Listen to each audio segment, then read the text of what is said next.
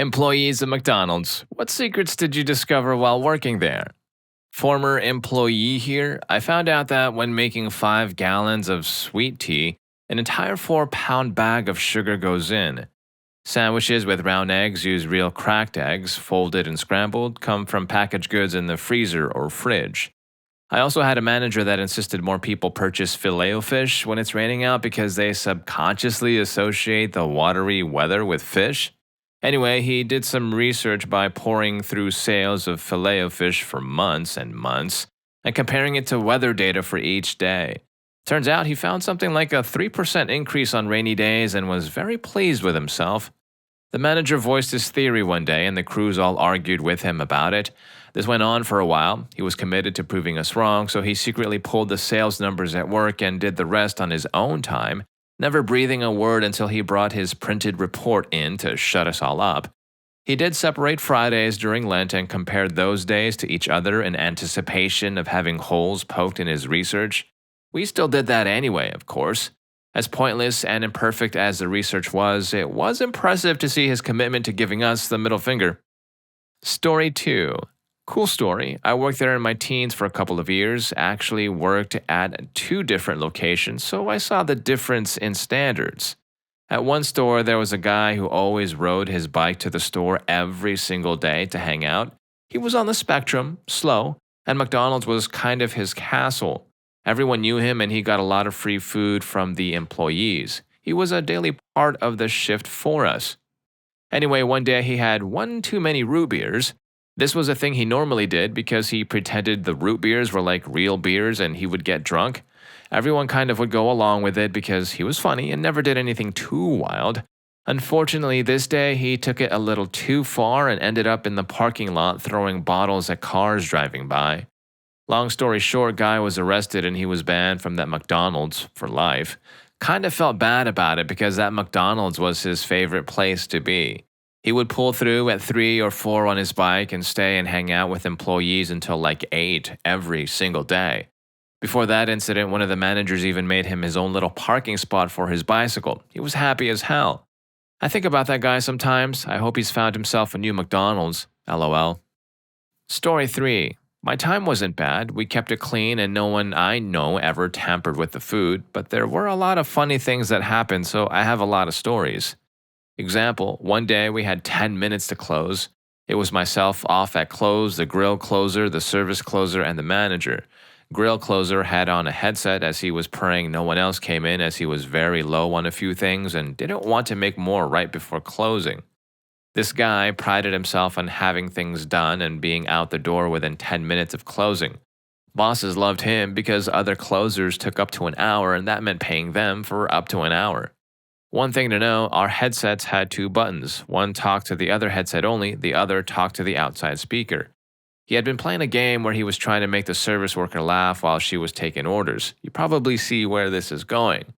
So a driver pulls up to the speaker, he orders a 20-piece nugget, closer is pissed and pushes the talk to other headset button and goes, "Man, F that stupid effing order, F." Except of course, he hit the wrong button. Needless to say, someone got a free 20-piece and another free meal in the future, and grill members were banned from wearing headsets for a while after that. Dang, that dude is lucky. Free 20 pieces of nuggets and another future meal. Chicken nuggets probably, again. Nothing short of awesome either way. Wish I was that guy. Story 4. I worked at a Mickey D's in high school. This was the late 90s. The store I worked at had incredibly high standards. I was taught proper customer service skills, how to de-escalate a situation, time management, cleaning skills, people skills, and so much more.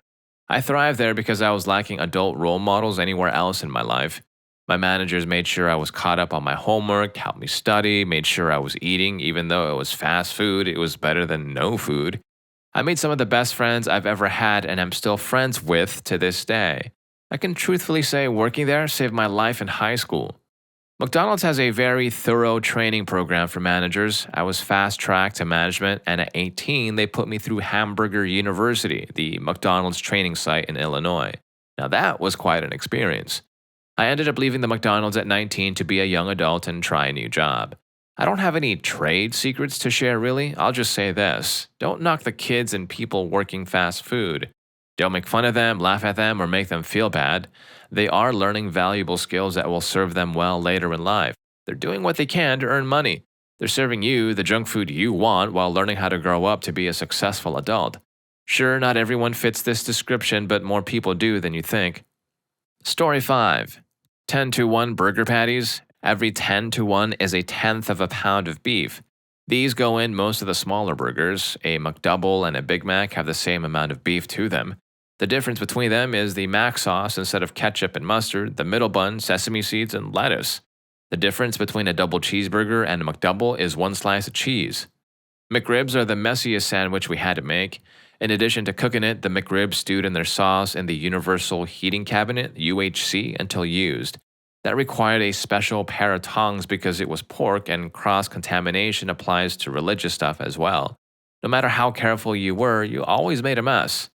Burrito mix came pre-cooked and frozen. You wrapped a slice of cheese with the stuff, and it was put in a queuing oven, which was a glorified microwave until hot. That's it. No real cooking done. Breakfast bread was the easiest back-end position during breakfast. Things just took time. McGriddle buns were baked frozen, then thrown into the queuing oven to make them soft. Biscuits were queued, then baked. Bagels and muffins were toasted. McDonald's uses beef fat, as far as I know, for their fryers. When the oil was new, it was literally white until it got hot. A patch of sweet tea took 5 pounds of sugar for 5 gallons of tea. You can feel the cavities as you make them.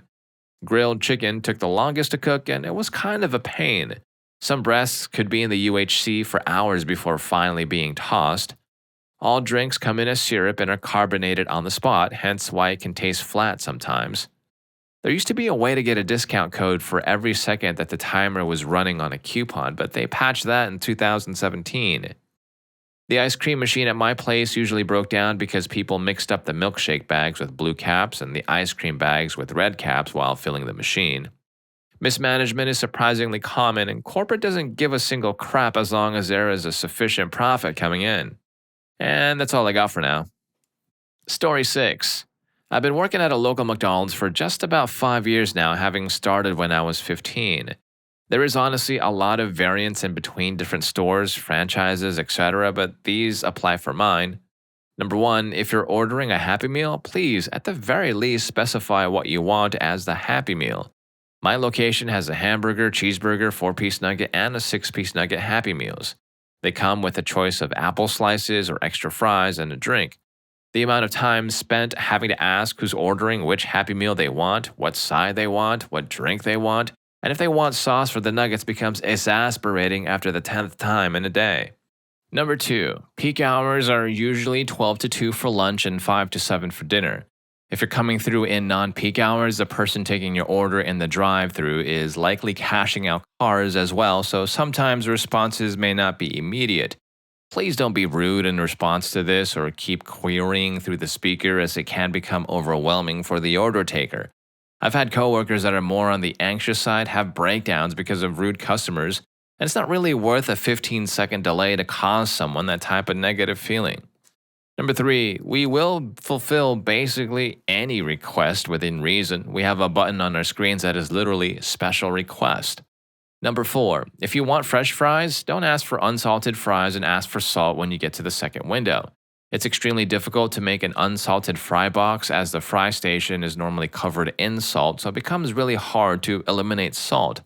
Just ask for fresh fries because we have a cook to order button as well that just indicates you want them fresh. Number 5, I don't know if the ABS, the automated beverage system in other stores, is calibrated for this, but asking for light ice in your drink has no discernible difference for soft drinks. For iced tea and iced coffee, we can control the amount of ice, but otherwise it's best asking for no ice and a cup of small ice on the side. Number 6, if you're buying cookies, ask for them fresh. Unless you're in a serious rush, the cookies are pre-cooked but frozen, so they're only put in the oven for 2 minutes, and the taste difference between 2-hour cooked cookies and freshly heated, melted chocolate cookies are astronomical. Number 7, if your location has the 2 for $5 or 2 for $6, buy one, get one for $1 BOGO, and you're buying the sandwiches and those deals as meals, it's less expensive to have them taken out of the meals by a significant amount. For example, my store has the BOGO going on for the Big Mac, Filet-O-Fish, Quarter Pounder, and 10-piece nugget.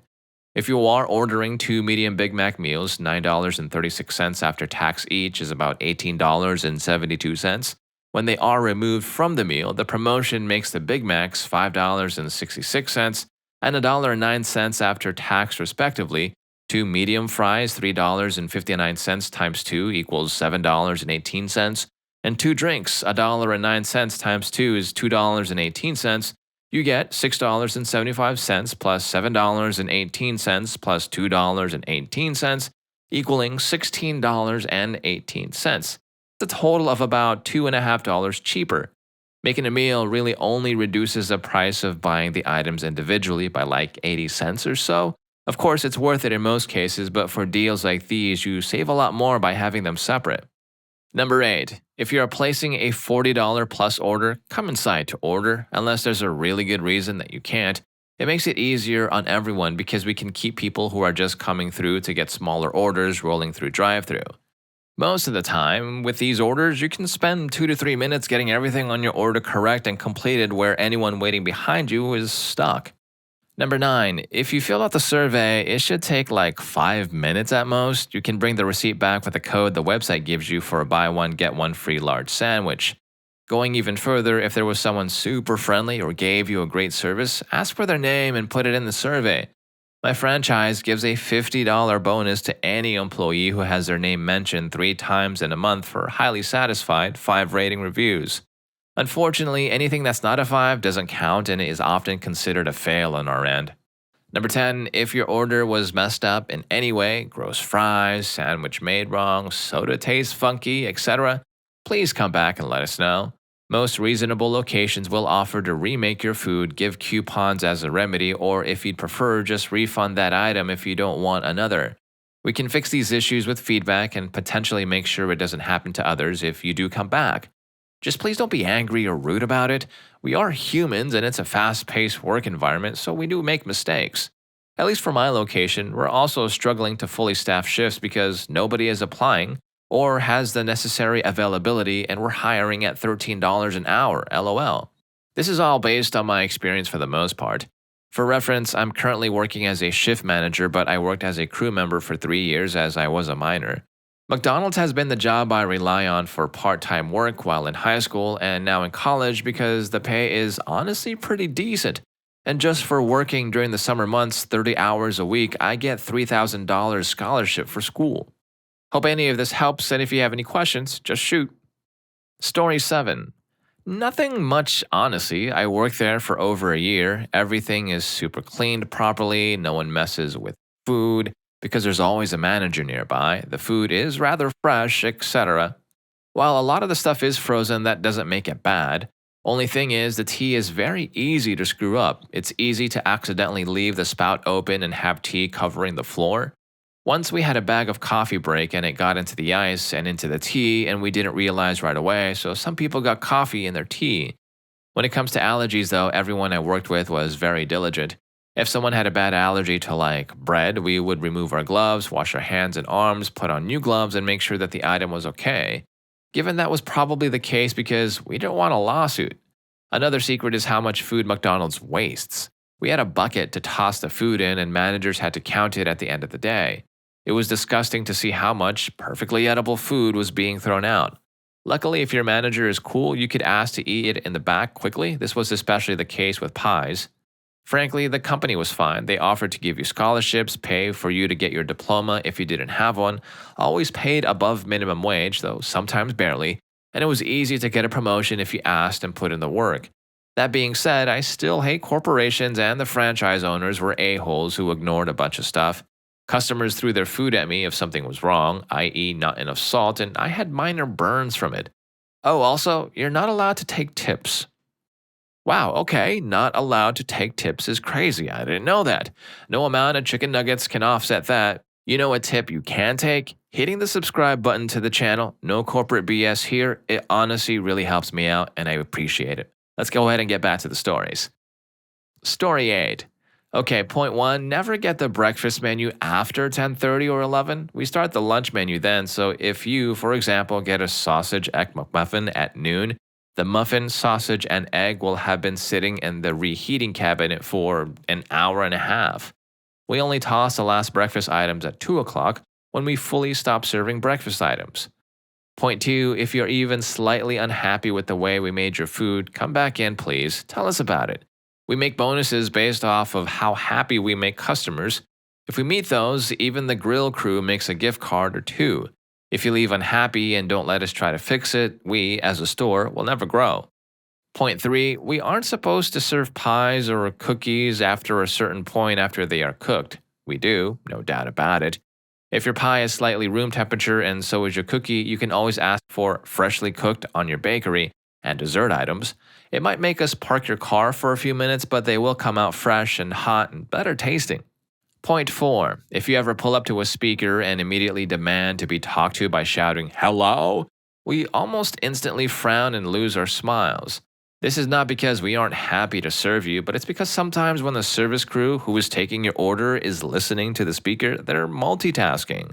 They're refilling cups, lids, and products. They are following other orders, getting food out, getting rest for the next order.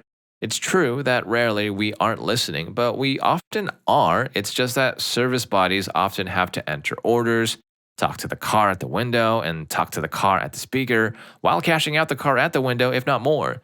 It's a multitasking job. We aren't ignoring you. We are just trying not to overload ourselves. Please be patient.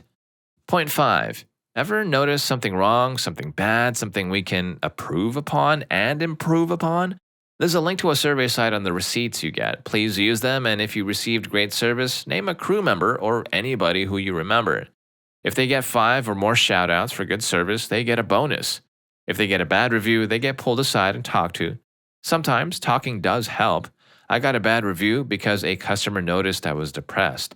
My GM pulled me aside, talked to me, helped me use my benefits for therapy, and I came into work happier than I had ever been. So let us know. It can change our lives. Point 6. At least at my location, the maintenance crew rocked. We had our ice cream machine, mocha, and smoothie machines cleaned nearly 3 times in one day because our GM was slightly unhappy. Please ask, our ice cream machine may just be fine for all you know. Point 7. We listen to almost any request. Want extra pickles? Done. Easy. Want pickles in a little container and with your order? Okay, sure. Want just a quarter pounder meat with lettuce and crispy pickles in a platter? Got it. Done and done. Do you want your deluxe bacon double quarter pounder cut in half? I mean, by God, it'll be a messy salad like mound after, but sure, we will try our best. If we can't accommodate you reasonably, we will let you know and apologize for the inconvenience. This includes allergies, exclusions, extra items, special requests like cooked hot, no bun, or pickles and pickle juice in a plastic cup for me to eat. The last one, never heard. We would probably cringe and tell you no. Sorry, but that's gross. Point 8, on the topic of pickles, sometimes our prep crew doesn't drain the pickles too well, and we table tots are soaking our gloves in pickle juice just to grab a pickle or two. We are supposed to fix this, but when slammed with orders, it's kind of hard. This isn't really something to watch out for, but to know what happens if you taste a little too much pickle with your pickles. That's all I can think of for now. I've only worked here for 4 months, but I'm already an area manager. Guess I made my GM happy? Story 9. I was hired as a chipper 16-year-old girl for my first formal job. I worked there for 3 months and never once touched the grill. Not sure if that's standard, but it seemed odd to me at the time. Once, a woman requested underdone fries. She literally just wanted them to kiss the oil. I had to awkwardly explain that those bags came straight from the freezer, so they needed time to thaw at least. Like, "Ma'am, I believe you are looking for In-N-Out. No one is chopping taters back here." Ours was the local spot for the homeless population and the skater kids to hang out. Our GM was strict about loitering, but when she wasn't in the store, we ignored the rules and generally accommodated people. We offered water cups with a wink and a nod. Once, when I took out the trash, a guy asked for food and I went back in and asked the assistant manager if I could give him something. He said no, but later I saw him giving the guy a bag instead. He just didn't want people bugging me for it. There was also one late night the skaters were hanging out. They always whined at us a little for free stuff. I don't even think we were closing up yet, but the manager just had an urge and bagged up a ton of fries and sandwiches for them. I think he just hated his job and took every opportunity to screw them. But he got away with it because he looked like Dilbert and flew under the radar. He was cool as hell. We got away with all of the above because our store was one of the few not to have a drive through because of some old city ordinance. So there were security cameras in the restaurant, but they didn't install any facing the kitchen until I left. Also, people would come in all the time very bewildered and asked me, "Where's the drive through?" as though I had forgotten to assemble it for them that day. You have not endured rage like a powerless teenager facing a screaming McDonald's patron at 10:35 a.m.